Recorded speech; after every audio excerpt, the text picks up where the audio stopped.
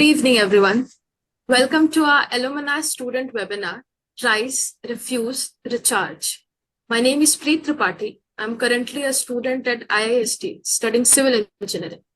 Thank you for joining us. It is my great pleasure to introduce our moderator of today's webinar, Ms. Debanjali Chakravarti, a recently graduated alumni from Metallurgy and Material Engineering. Thank you, Preet.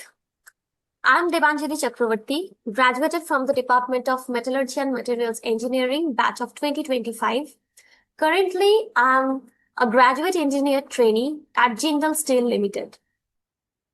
It's truly inspiring to be here today as we're ready to explore the powerful journey of rise, refuse, and recharge.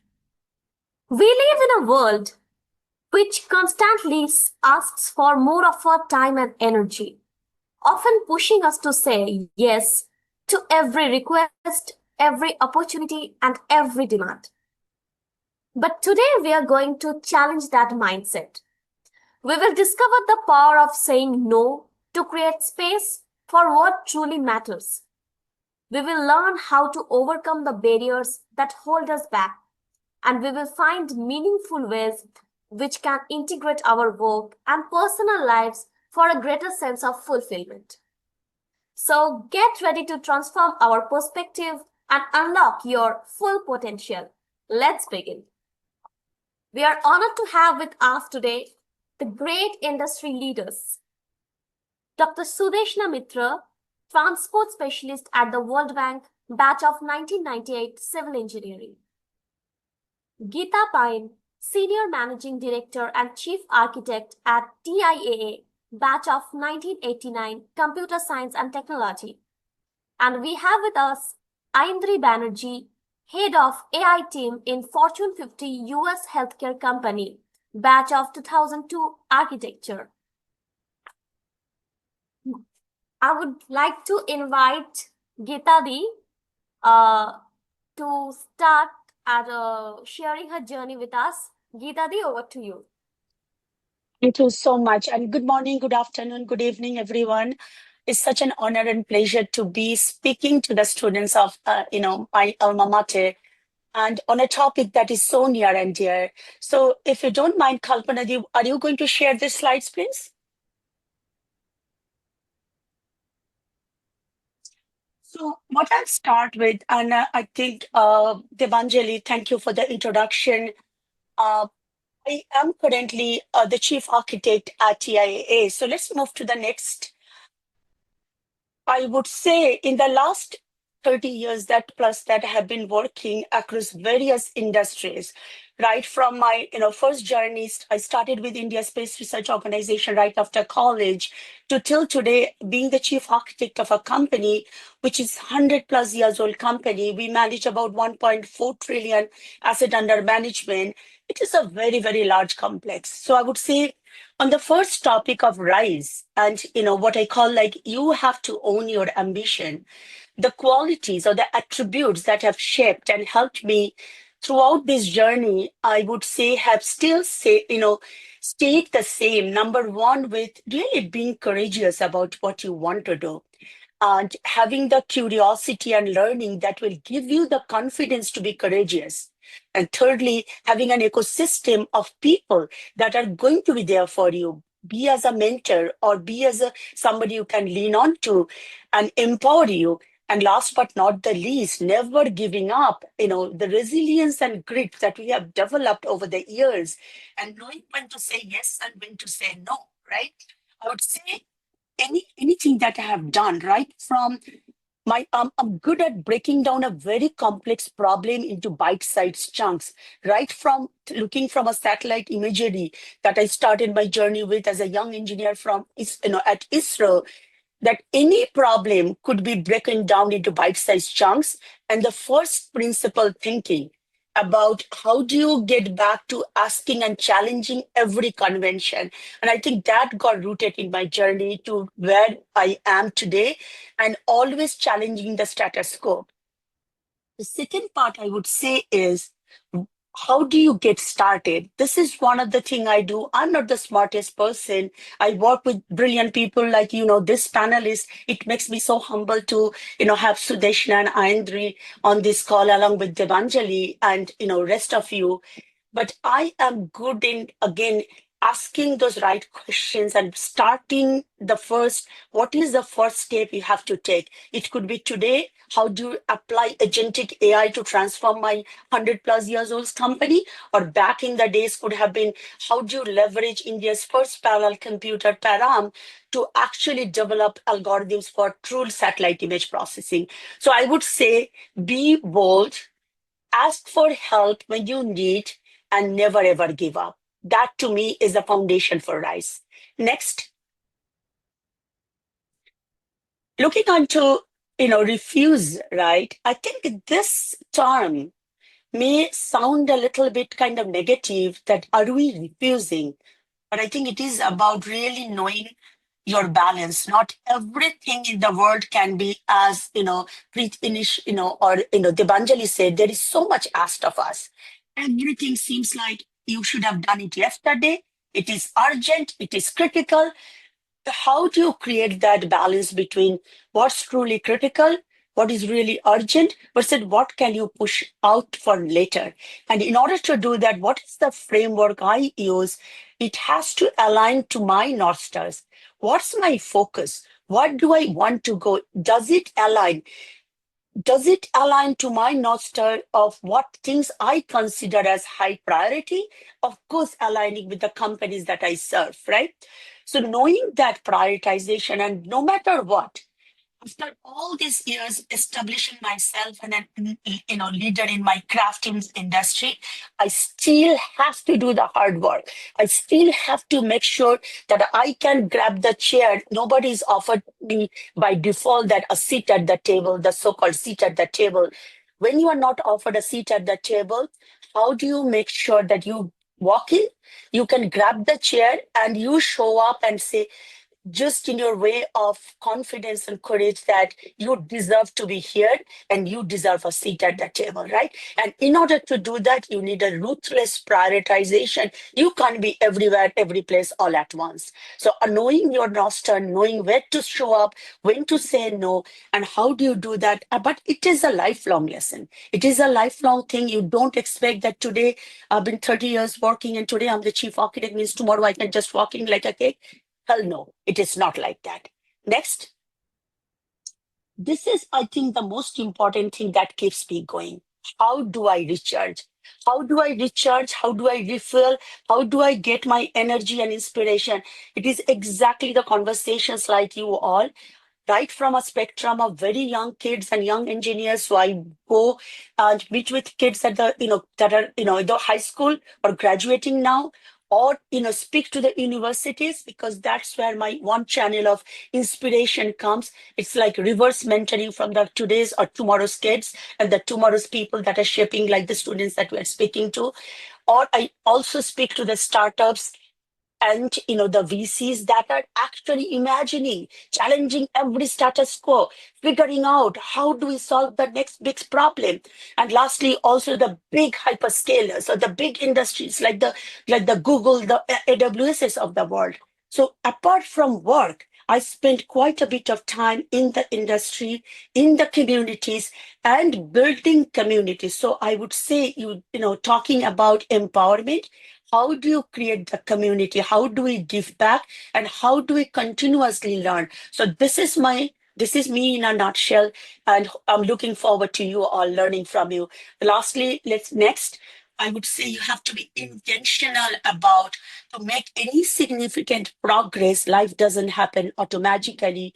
You have to be intentional about the work you do every day.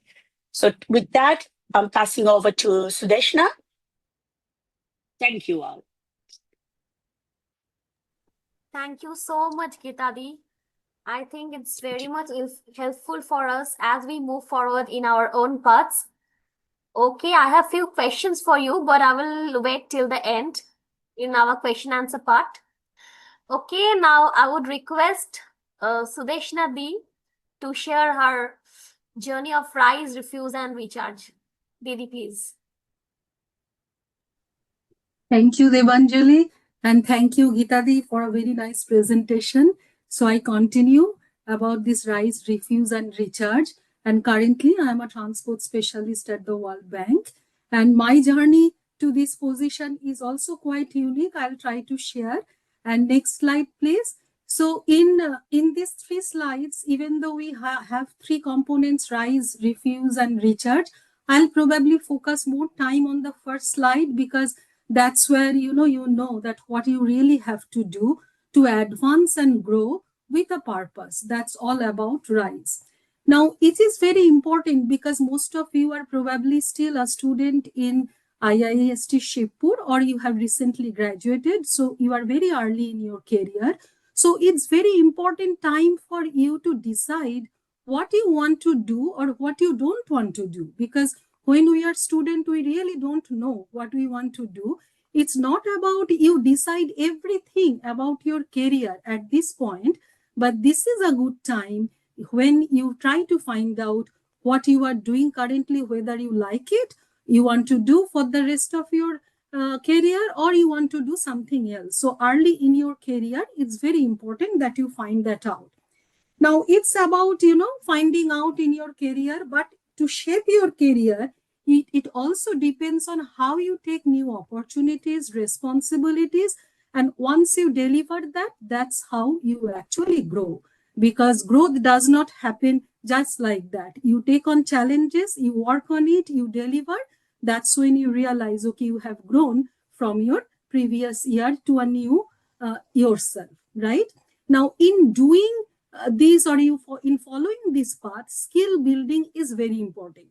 When you graduate, you have certain technical skills, but at the same time, when you are out in the workforce, you need skills other than technical skills. For example, interpersonal skills, communication skill, writing skills. And we are engineers, we don't write like, of course, like an art student. But then writing is very important, communicating is very important, because that's how you explain or express what you want to achieve, right? So, we are all human beings. We are, we have strengths and weaknesses. So for skill building, it is very important that you find out what you are good at, and then you find out what you have to do, but you are not that good. Then you try to focus your energy in those skill building. That would be very important. Now, leadership cultivation is equally important as you rise, because rise is not like, rising alone. It is also taking people along with you. But these leadership skills, there are a lot of literature about the style of leadership, this, that. But at the beginning of your career, I would suggest you don't go into those leadership models, but try to find a role model for yourself and see whether their leadership style you like and whether it goes with your personality type, and then follow it. Now, I'll give you an example when I say that advance and grow with a purpose, because I decided early in my career that I will stay in civil engineering. I graduated in 1998. And then I thought that, okay, after working in a consulting firm for 2 years, right after my graduation, I decided that, okay, I don't want to do it this, for the rest of my life. So I thought, I'll invest myself, I'll pursue higher degrees.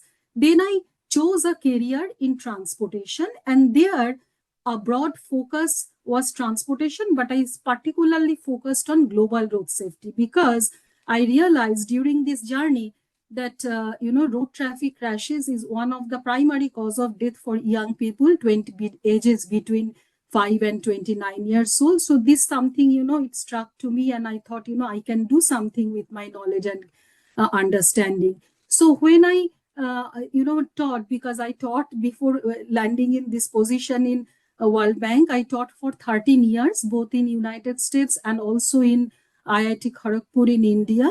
And there, even though I developed a workforce by, imparting training to students in transport and road safety, I also developed myself in areas beyond research, also understanding more how the knowledge you actually implement for better goods. And that's how, from that position, I came to the bank. And here I would tell you one very good book I studied in, or I read in 2020, or just, 10 years back.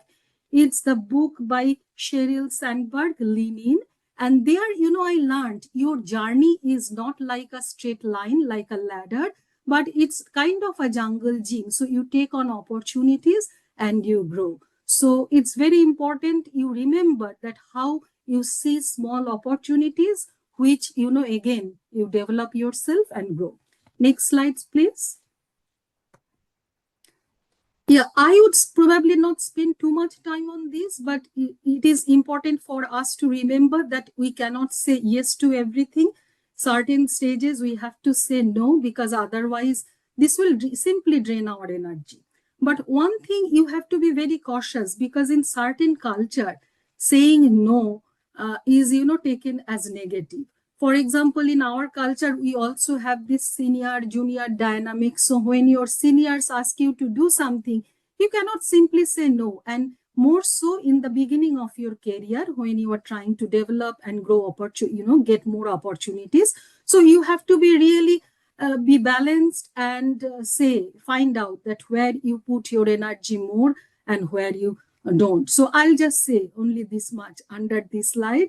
And then the last one is really about recharging and, looking back at what you are doing, how it is contributing, whether you are consistently going towards your goal or not, because ultimately you really have to sustain your career momentum, and it's not just 1 or 2 years, it's long, your career, and you are growing or getting there with a purpose, right?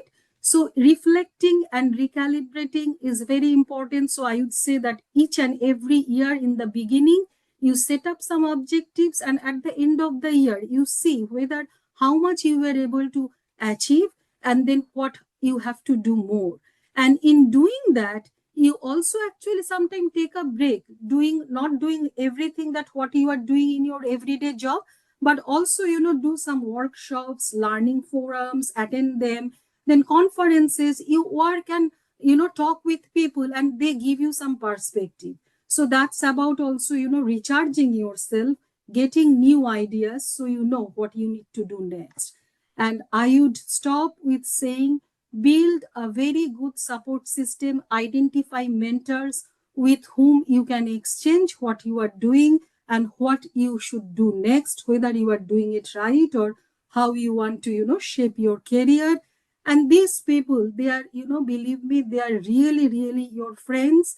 They will like you to grow. So identify them early in your career and take this support system, because without support, we really cannot move forward. So with this, I would stop here and give it over to you, Debanjali. Thank you so much, Sudeshna. I think our audiences and all of us are getting valuable insights from our speakers' experiences. Thank you so much. Now we would like to hear from Ayindri, her challenges and experiences. Didi, over to you. Thank you so much. Namaskar, everybody. I am very excited and humbled to be on this panel, and I feel that pretty much everything, I agreed with everything that you guys said. So I'll try to add a little bit, of my lens as well. Again, I am Ayindri Banerjee, and I graduated from Shibpur with architecture in 2002. I have a little bit of a unique story where I had a better rank, but I actually chose to study architecture, and because of that, there were a lot of like controversy around it, and I'll get to why I chose it. But eventually, now I lead a AI team at a Fortune 50 company, as Devanjali mentioned before. And for me, there were a few. Obviously, I operate in a career which is completely different from what I studied, but as I went through this journey, I realized that there are a lot of parallels in that, and especially my engineering college education taught me perseverance, resilience, and also going across the aisle, where you can be kind of maybe the only woman in the room, but you need to be able to build that partnership with people around you and move a bigger purpose forward. So with that, maybe we can go to the next slide. All right. So for me, of course, my compass of why I do whatever I do is related to curiosity. Growing up, my father was a civil engineer, also an alumni of Bengal Engineering College, and I grew up hearing about civil engineering, concrete, steel, bricks, and it always inspired me. But what really excited me was how I felt when I'm in a really inspiring space.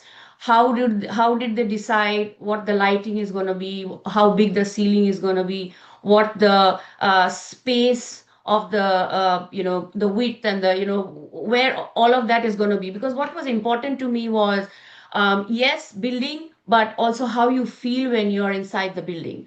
Now, with that curiosity in my mind, I was always interested to understand the decision making behind the engineering. At the end of the day, engineer will work with a plan, but how is that plan being determined?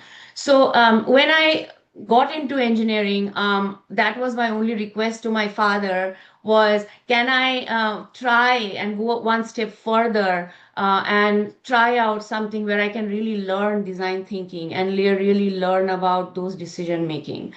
So that leading by curiosity has stayed with me even today. After graduating, I was recruited by a software engineering firm. There again, I didn't know anything about software engineering, but the company trained me. They saw my raw talent and my problem solving skills. They trained me. After that, I came to the US. I came only because it was a short term assignment, because I very much wanted to live in Kolkata and live there forever. But that didn't work out. The customers, they liked my I don't know what, but then they were able to extend the contract, and because of that I stayed. My curiosity did not go away. I decided to study business in Boston. After that, I came into data in a healthcare company where I studied at Harvard, led by curiosity again. At that point in time, artificial intelligence was not something that was the mainstream, but I was interested in it and I wanted to learn it, even if it was very difficult doing it part time. So even today, that stayed with me. In my previous company, I helped found the Chief Data and Analytics Office, reporting directly to the C-suite. So all of these things happened not because I thought that, oh, I have an architecture degree, so I can't talk about things and I can't go across the aisle and talk about things that I think mattered. So for me, communication was a big one, and leading by curiosity is a big one, and challenging norms really about how you can make the place better than you found it. So when people see that intention, they want to talk to you and they want to know that, yeah, what does she have to say? And they give you a place at the table because of your intent to do something better for the company that nobody has seen before.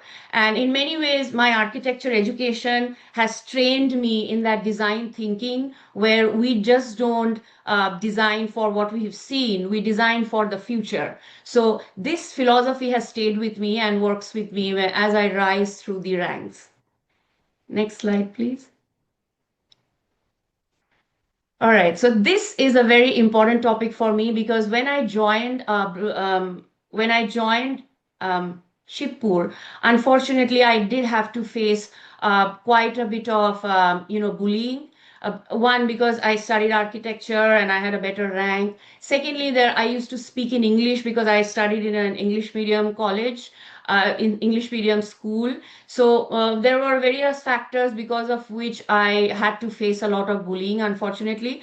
But at that point in time, I had no idea that it was bullying, and there was something I could do. And I feel that it's very important to share this and to with this group specifically, because you guys have already, as I walk into the world, interact with various global organizations, especially around women, I realize that women in engineering college are in a unique position, and uniquely powerful position. And there are only a few things if we could add. One is communication, understanding that 55% of how you communicate with the world is non-verbal. So how do you show up in the world across different countries where people don't understand your culture, understand your language, in a way that that doesn't confuse people from the message.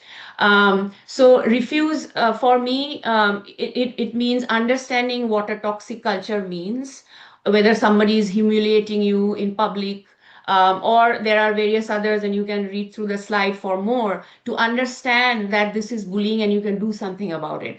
Now, in Protect, it's really about understanding power structures and how you can protect yourself, protect your mental well-being. If somebody is harsh to you, understand that it's not related to you, it's about how they are perceiving you. So, take those ways in which you can protect yourself. Reclaim is really about, now when you are in a position of power, how do you then lift others up? Ensure that specifically, I know places where I have seen maybe a junior engineer, somebody's, publicly giving her comments and always trying to put her down. And I would, go and give her some support. And because as women, we naturally are not vocal. Naturally, everybody's not confident and extrovert and vocal. So making sure that you help other women who are probably in that early stage and trying to overcome some of those challenges. So for me, those are important lessons that I learned, and hopefully you can learn from too. Now, going on to the next slide, please. All right. So recharge for me has always been about, like I said, I started my journey as an inspiration from my father. His guidance around the fact that he wanted to see more women in STEM, and I followed his guidance. And I feel that family is a core support system in many ways. When you are not married, it's your parents, it's your siblings, but ensure that they will tell you in many ways the direction that they see in you, the potential that they see in you, which you may not realize that you have. So for me, always I get back to my family wisdom. I get back to spirituality, and anything that I have inherited from my parents' philosophy. So for me, recharge is important, and value is very important, because always doing the right thing and thinking about a bigger purpose. Even my current journey in pageantry is not about me. It's really about showing up in the world so that I can be a role model for girls who are probably not in engineering, or maybe girls who've not heard about engineering and would like to be in engineering. So I think all of those belonging in something that is beyond, part of a bigger purpose recharges me. All right. With that, I think I'm done. Thank you for listening to me. Thank you so much, Didi. Thank you for your words. These are truly inspiring for us and all the women across the world. Thank you so much. So now we have few questions from our audiences as well today. Okay, so I would like to start with Geeta Di. So Didi, you are now the Senior Managing Director and Chief Architect. So what does a typical day in your role look like? And what are the challenges that you face every day, and how do you cope up with it? Yeah, absolutely. Thank you so much, Devanjali, and thanks for the question. And before that, I think I would like to thank Sudeshna and Ayindri. I think inspiring journey, and it is amazing to see the paths anybody can take to get to where you are. And exactly, it doesn't have to be a straight line. So going back to my job, right, my day looks like I usually start very early, and I live in California in the West Coast. Actually, today also, like it's Sunday, it's right now 7 a.m. In the morning. So I work East Coast time. So usually I start very early, and I pretty much go back to back.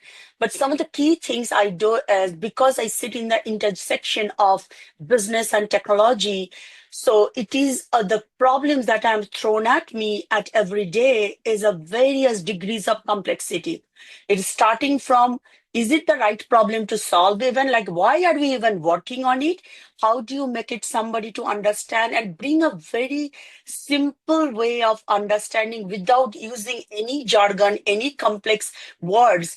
How do you communicate to somebody that what is the right problem? Why does it matter? Just like we talked about prioritization for us, simply my first thing starts with prioritizing for the company. Is it the right problem for TIAA at large, right? Secondly, there are a lot of decision making. So my job is to help the organization to make the right decision.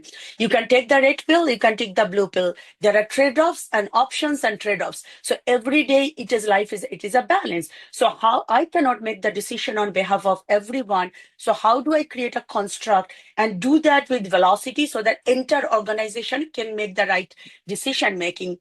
It can be sometimes even especially with AI and agentic right now. Are we going to build it? Are we going to buy it? Are we going to leverage somebody?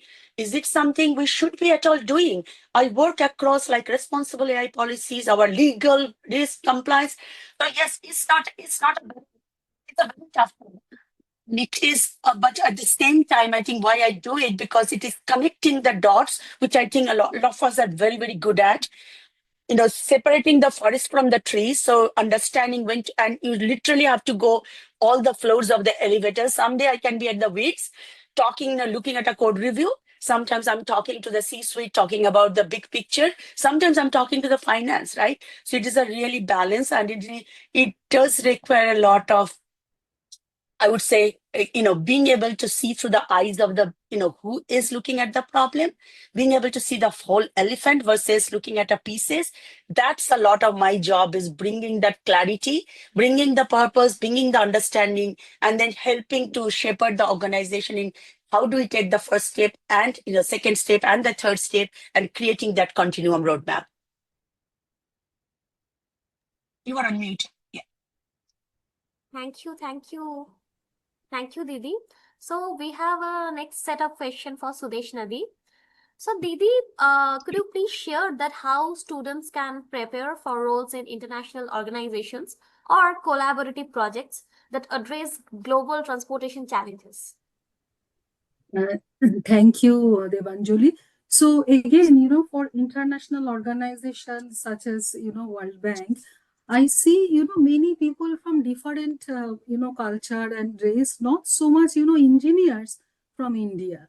And this is something I think, the new graduates from IIEST can change, because, even when I was at least early in my career, I had no idea that even engineers can work in the World Bank, because, we think it's only the economist, right? But then now India is going through so much development, and then having good Indian engineers in international organization, it helps us understand how other countries, went through their growth trajectory, and then what would be good for India, right? So what I would say that for not only for transportation, because this type of international organization work in different areas of development, be it transport, be it energy, be it digital. So engineers who are trained from IIEST Shibpur in areas of civil engineering, mechanical engineering, electrical engineering, electronics, and telecommunications, they all can contribute a lot. So I would suggest, however, to land in international organization, you have to have some relevant work experience in those development areas. So it would be good for you to be on the lookout, train yourself, develop those relevant skills, and then in one day maybe you can also contribute from the international platform. So I would suggest that it's not only in transport or civil engineering, but then all those relevant fields that I mentioned, where you can contribute even at this international organization. Thank you, Didi. I think the young minds are getting much to know from your experiences and guidance. Thank you so much, Didi. Next, I want to ask Ayindri Di. So, from architecture to MBA and then to further advanced AI studies at Harvard.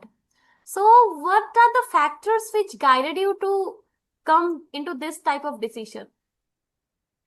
So again, like I mentioned, it's really curiosity. I always go back to my inner voice. Where is my energy leading to? And this is also going to help you in any time in life where you're facing pressure and you don't really understand which direction to take. Always think about what energizes you, right? Because at the end of the day, if you're passionate about something and it's not something that is a mainstream thing, that's all right because you are passionate about it and you really know that you can make a difference in future.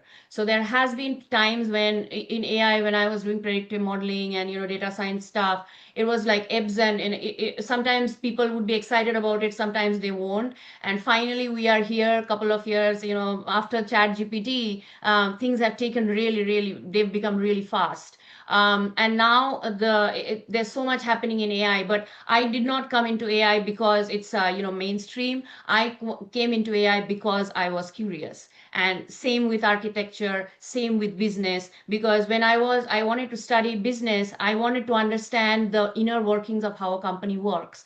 Because if I talk about what I really wanted to study, and Sudeshna talked about it a little bit, I actually wanted to study economics. I had the best economic scores, but at that point in time, my father and my parents thought engineering was a better idea because they had their own vision, and I decided to trust their vision and go with it. So at the end of the day, all of those analytical skills and my creative design thinking skills, reshaping the future, all of that comes into play into what I do. And also, I want to talk about pageantry. Pageantry is also out of curiosity, because curiosity is what because engineering is considered still a very masculine field, and when you go into pageantry you realize that it's such a powerful platform which can influence so many girls. Women and girls watch pageantry no matter whether you like it or not, right? So and then when I go into pageantry, I see women from fashion, makeup, and all of that, and I feel that that's a platform there where powerful women should come in. And thankfully, when I go on global stages, I see that a lot of powerful women are there. I meet doctors, I meet engineers, lawyers, but not that much from India. So so that's what I'm trying to change. Of course, AI literacy. I have two daughters, and I want to make sure that from early on they are excited about technology, and they want to use technology. So that's why I want to find that I am the founder of House of Tech Diva, where I'm trying to create that platform of early AI literacy, where 5-year-olds can learn about AI, through animated, engaging videos. And the Tech Diva persona is my persona. That was the first title I got when I went to Dubai, and they gave me that title. So I'm building my brand around my personal story. We can't hear you. Thank you, Didi. That's truly inspiring for all of us. Thank you so much, Didi. So I'm getting back to Geeta Di once. So, Didi, if you were in our place today, so what do you think? What are the technical and non-technical skills we need to have to sustain in an industry? Yeah. So I would say, and actually, I would add one more thing before I answer that question, if I may, because it resonates with the theme today. So, being the chief architect of the company, there are very few women chief architects across the globe, and I'm also part of a part of Global Chief Architect Forum, Women in Architecture, Women in Technology, and so on and so forth, just to reinforce that yes, you can, and you can be a very good at that. So going back to the skills that we need, I would say even though you might hear a lot of confusion today, and this is my own personal opinion, that AI is taking a lot of jobs and coding jobs, so you don't need to understand a lot of stuff, right? But I would strongly encourage, get your fundamentals right. No matter what, get your technical foundation, the thing that we are still relevant after whether 2 decades, 3 decades, and depending on where in the journey we are, because I believe we build a foundation. No matter what we say, how good or bad we learn, but the foundation is everything. So get your foundation right. So whichever discipline, whichever craft. Secondly, I think interdisciplinary, right? So I have like right from my like ISRO to now, interdisciplinary, understanding. How do we rely and leverage each other is very critical. So what does that mean? So as you are learning your discipline, start to learn your adjacent skills too. So if you are learning computer science, do not forget about electronics. Do not forget about communication. Do not forget about, other associated areas. Thirdly, I would say what will be fundamentally asking good question. So we talked about curiosity, each of us, right? Be very, very curious always. Be hungry. Always ask those right questions, because again, this is one of the skill I feel that the way we learned in the past, we are very good at solving a problem. Given a problem, we can slice and dice 100 different ways. What we are not good at in general, I'm generalizing here, so forgive me for that, framing a problem. What is the problem? Is it the right problem to solve? And what will happen with AI and agentic is a lot of this. You will have to shift left, really understand, describe, and describe in very fluid way, simple way, so that the machine can translate, right? So understand the dependency, understand how you describe, whether it is a product management kind of a role, product market fit, that's going to be very, very, so foundation, curiosity, and how you define and describe. And I think we talked about communication. You will be communicating in simple language to all these, not just the humans. So how do you, and you have to articulate really, really well, describe your problem and the context. So I would say those are the skills that you will need to have. And that will be, and transferable skills like build your muscles so that you can transfer to any path you want. Thank you. Thank you so much, Didi. That's truly motivating for all of us now. Okay, so I have a question for Sudeshna Di now. So, Didi, so what kind of skills or experiences do the employers in the transportation sector, such as World Bank, look for in new hires? Thank you, Debanjali. So, for transportation, again, it is very specific, but I can tell, but then I would again say, what are the generic, because, here we have students from all different background. And there, I would really echo with Geeta Di, because your basics have to be very clear, right? Because you are coming here with your technical degree, so your technical expertise and, that understanding, that's really something you contribute towards the field, right? But then at the same time, you have to develop other soft skill. And there I said, communication and learning is very important. Now, in civil engineering, there are 5 different specialization, structural engineering, environment, geotechnical, water resource, and transportation. I chose to work in transportation, and there, because transport is again, one of the factors that motivate the, economy, right? It drives the economy, because ultimately, to move from point 1 to point, 2, you need a mode of transportation, and all the economic, this logistics, everything, it's around transportation, right? So in transportation, again, you identify, and same thing I would say for all your areas of work, you identify what are the current areas of business and trend, and then try yourself to skill yourself in those areas. For example, if someone is interested in applying for transportation in World Bank, we do business in urban transport, we do business in connectivity. There are different corridors connecting different parts of the world, and along those corridors trade is taking place. And then comes associated aspects like that how safer, faster, more resilient you are building those corridors and connectivity. So you then need to know, okay, what are the core of your business, and then how you really train yourself, you develop your understanding You read all those relevant literature.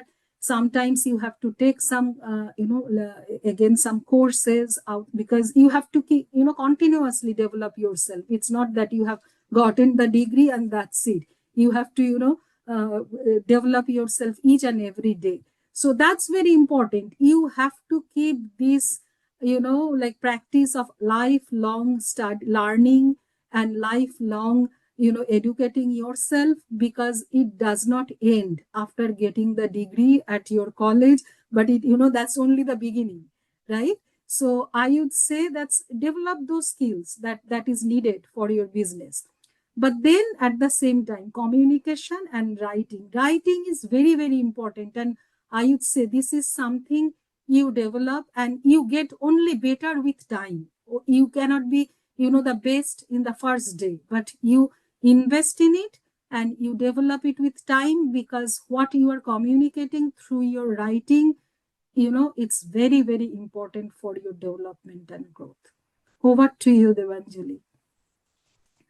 Thank you so much, Didi. I think your guidance will be much more helpful to our young minds, and that would be the guiding lights as we move forward. Thank you so much, Didi. So next I would like to know from Ayindri. So Didi, as you said about AI in healthcare, so if someone is interested in it, what skills they should master first? Healthcare, again, anything that is applicable for, all other businesses also applicable for healthcare, especially in AI. I feel that, in general, by the time you're out of college, you should probably have some kind of a prototype or MVP version of a business idea that you want to change the world about. So I think with currently coding, like Sudeshna di and Geeta di just said, some basics are important, but right now with all the AI skills, right, anybody, if you have a passion to change the future, you can actually build a MVP and a prototype of something that you really believe in. So that for me actually has always worked, because like I said, my background was not a traditional background. So I used to build prototypes about voice assistants and things like that, and I would go and show it off to different stakeholders. So for me, doing things in action, showing something tangible. For example, I'm writing a children's book, that when I give it to my daughter, that's something that she can take with her. So doing something tangible in your hand is important. So that will, in general, build your skill set as well. When you talk to your employer and say, hey, this is what my resume said, but go check out my website where I have created these 5 apps. So I think those are the things that are, I would say, new folks are looking for. Thank you, Didi. Thank you so much. So now, as we are towards the end of our program, so I would like to request Geeta di, Sudeshna di, and Ayindri di, if you could tell one key takeaway from this session which our audience should take. Geeta di, over to you. Yeah, I think there are so many key takeaways and nuggets. Like, even after all these years, also, I learned so much, not only about you all, but things that I can apply. I would say, take a chance on you, like, and be a little forgiving about yourself. You don't need to know everything. Look at the path that each of the Ayindri, Sudeshna have taken, right? And still doing in such a diverse, male-dominated world. I would say, give yourself a chance at the end and try everything out. Like, there is nothing like, all you can say is, after trying, that this was not my cup of tea, or something else was more interesting. So that's, to me, is my takeaway, that keep learning. And of course, like, get yourself familiar with all the AI tools. Now, anybody can code today and anybody can. So get yourself out there and learn. And there is there is so much access to knowledge and information these days. Continuously keep learning and stay hungry and stay foolish, as Steve Jobs said. That's my motto in my life. Thank you so much. Thank you so much, Didi. Sudeshna di, over to you. Yes, thank you, Debanjali. I think, I'll say three things. First is you have to have a purpose for your